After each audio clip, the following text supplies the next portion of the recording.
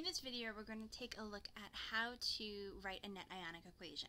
So the types of equation you're probably more familiar with is a molecular equation, which looks maybe something like this, where you're showing your chemical formulas without indicating any ionic character. There's no positives and negatives in here. We're not seeing the actual ions they're consisting of.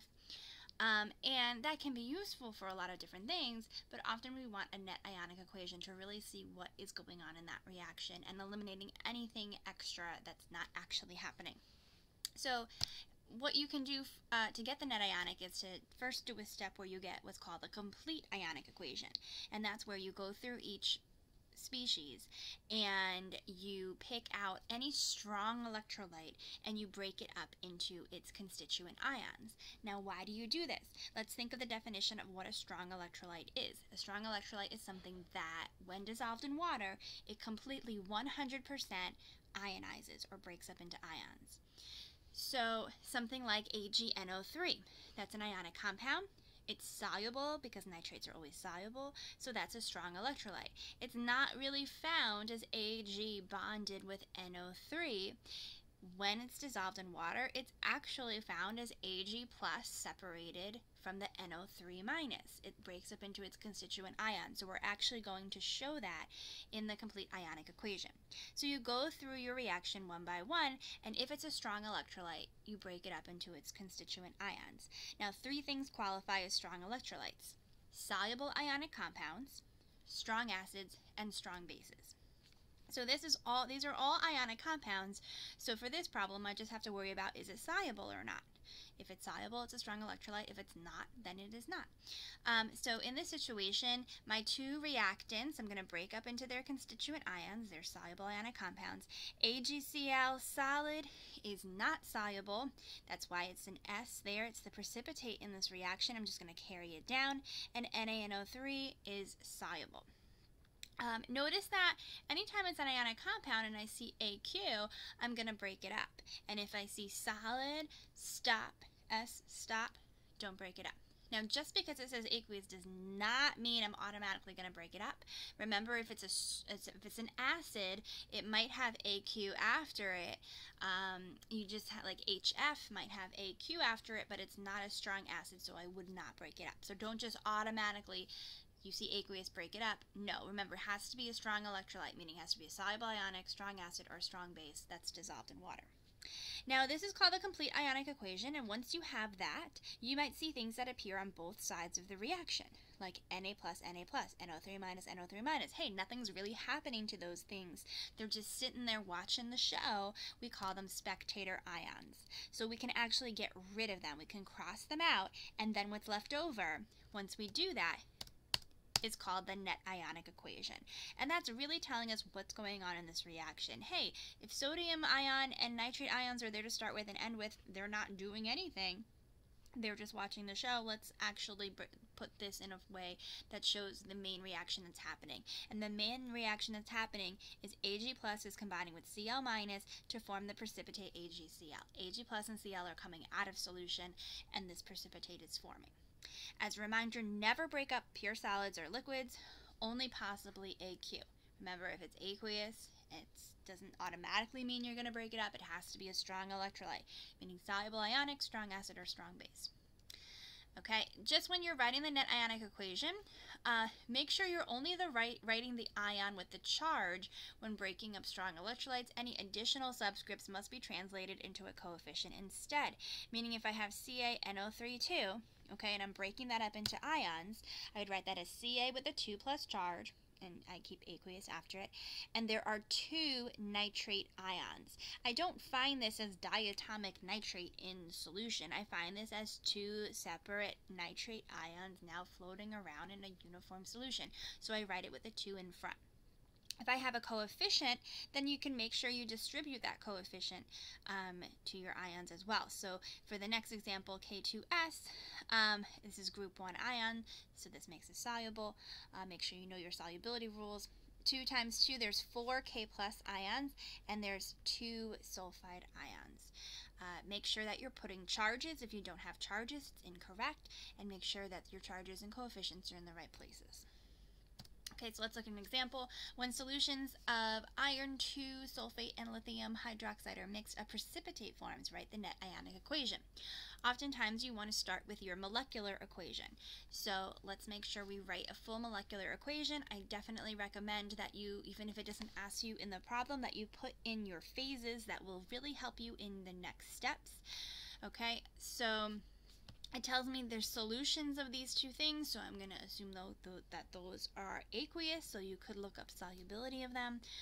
So I'm going to write here my two reactants. Okay, this is a double replacement reaction, so the two cations, the two positive ions, are switching places.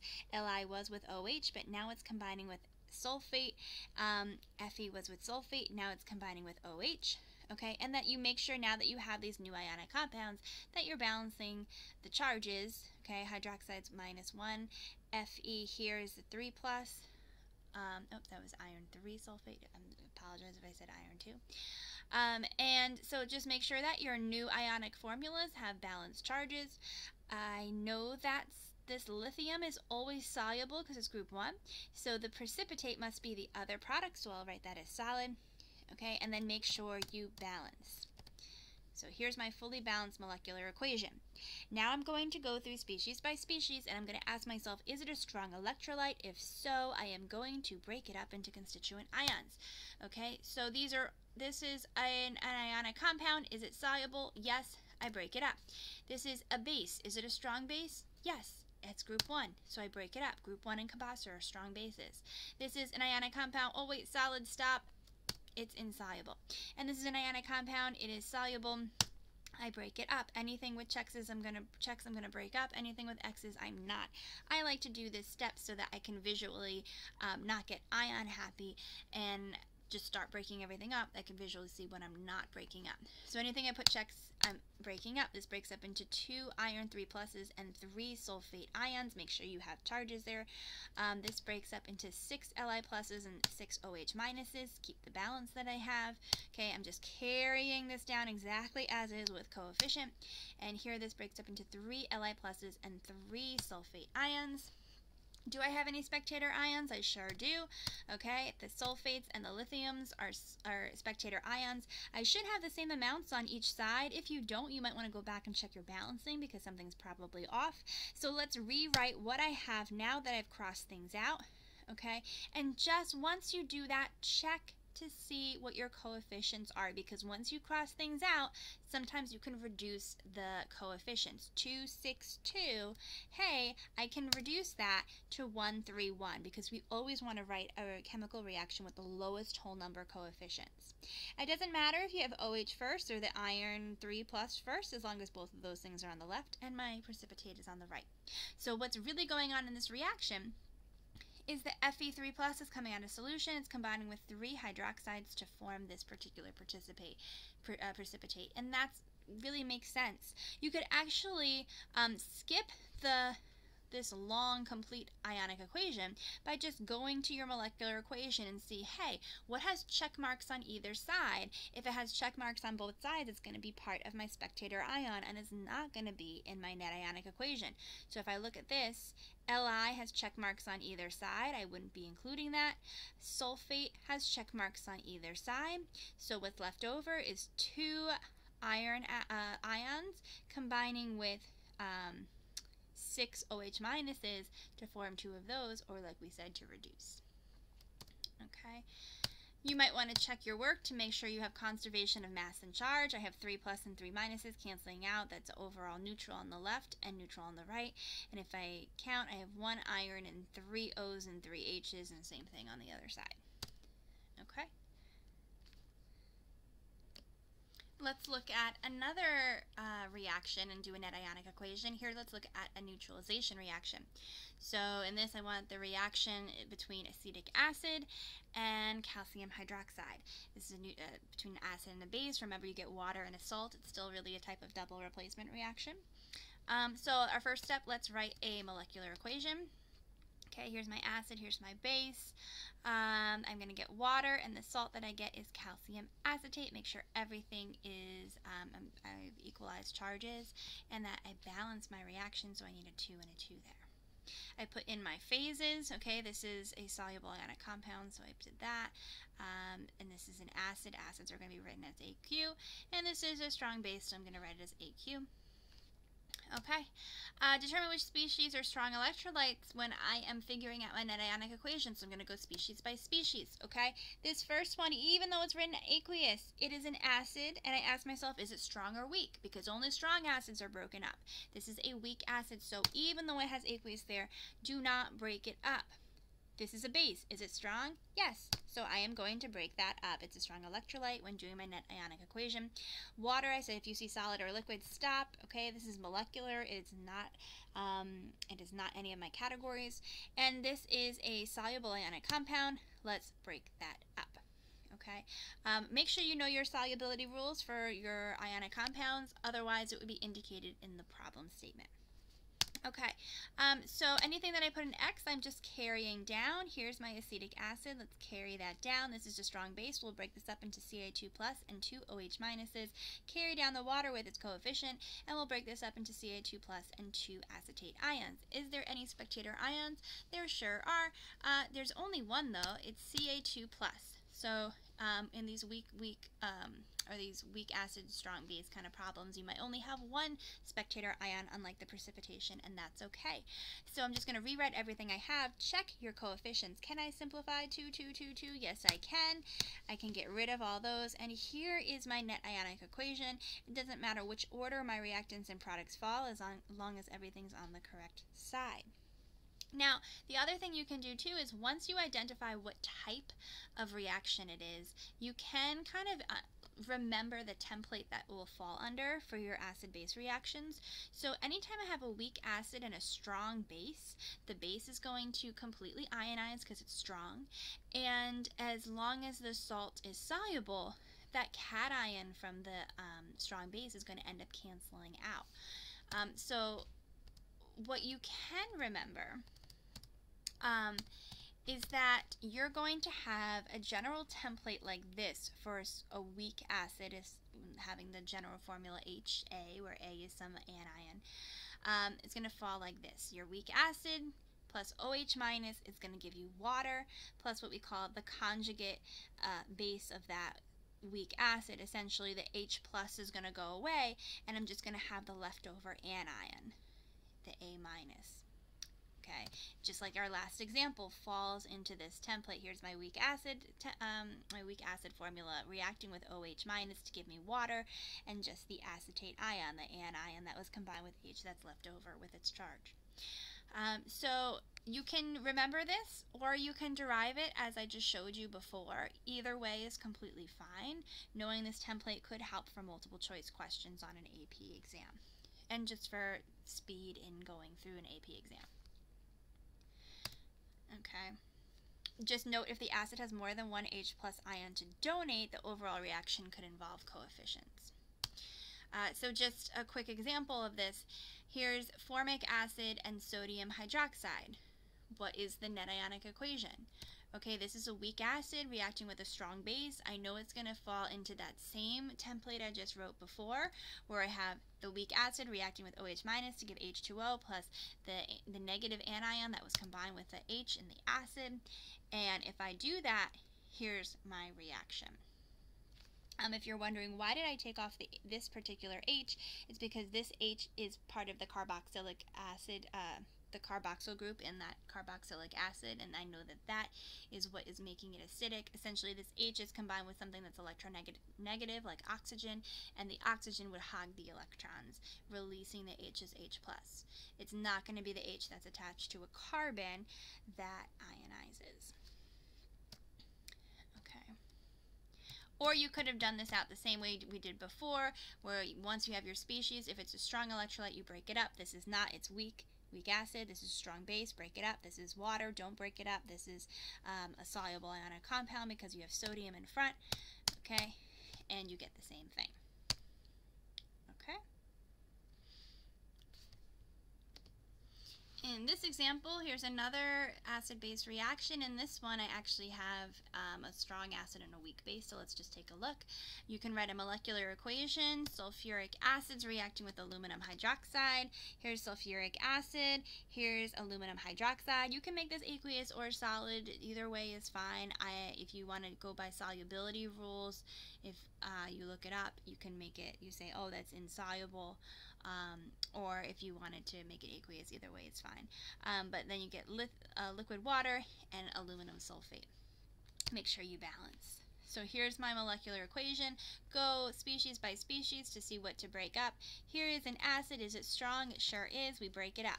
Here's a base because it has the OH at the end. Is it strong? Nope. So we leave it alone. Here's water, liquid. Don't touch it. Don't break it up. And this is a soluble ionic compound. You might not know that offhand. You should check the KSP value or look up the solubility for like an AP question. They would tell you somewhere in the problem if there's a precipitate or not. And now that I have my checks, I will break up those things into its constituent ions and leave the things that have X's alone, bring them down along with the coefficients. Cross out spectator ions, in this case sulfate. Rewrite my reaction with what's left over, but wait, I can simplify. 6262 turns into 3131, and there is my net ionic equation. Does this have a template? Yes, it does. If I have a strong acid and a weak base, it's always going to react in such a way in that the strong acid is going to completely ionize. And if you notice, the sulfate in this, the negative ion in that strong acid, is going to end up, as long as the salt is soluble, end up crossing out. So it's always going to kind of follow a template that looks something like this. As long as the weak base is of this kind of form where it's combined with OHs, a certain number of OHs, it's going to fit this template just like before, where you have your metal with however many OHs going to react with H plus to form water, and whatever M is going to be left over, your positive or cation that was combined with OH to its charge. And you might need to balance this as well. So you can remember this template if you want, or derive it like we just did. You might ask, what if a weak base does not have OH in the formula? For instance, ammonia is a weak base. It doesn't have OH in the formula. What do? You should memorize the template for something like this. So the base, whatever the formula for the base is, will represent it as B. It's going to react with the H plus from the acid, and it's going to, essentially those two things, going to pick up the H plus, because another definition of a weak base is being an H plus acceptor, and we'll learn that a little bit more in the acid-base chapter, and you get BH plus. So it accepts H plus and turns into what we call its conjugate acid. Okay, so for example, write the net ionic equation between NH3 and nitric acid. All I would do is write NH3 plus H plus. It would pick up that H plus ion and become NH4 plus the ammonium ion, which is the conjugate acid of NH3. Okay, same thing for this next problem. Okay. The full explanation is that it's really a two-step process. What would happen, for instance, let's say ammonia and nitric acid, I apologize for this typo here, is that the ammonia would react with water to create hydroxide ion and ammonium. So the first step is the ionization of the weak electrolyte, and that is what's making the OH minus. That's what making it behave like a base in the Arrhenius kind of definition that we're more used to. And then it's the OH minus from this reaction that's reacting with H plus to form water. And if I were to add these two steps together, the waters cancel out and the OH minus cancel out, and that's how I get this net reaction overall.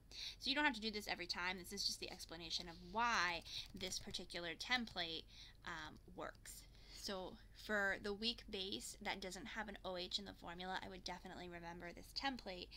For the others, you can just derive. You don't have to memorize them unless you want to, but this one you really kind of do. And lastly, you should know that anytime you have a strong acid reacting with a strong base in a neutralization, your net ionic equation is going to end up being H plus OH minus goes to H2O. Okay, so something like HCl plus NaOH goes to water and NaCl. If I think of it, strong acid, break it up. Strong base, break it up. Water, leave it alone. NaCl, break it up.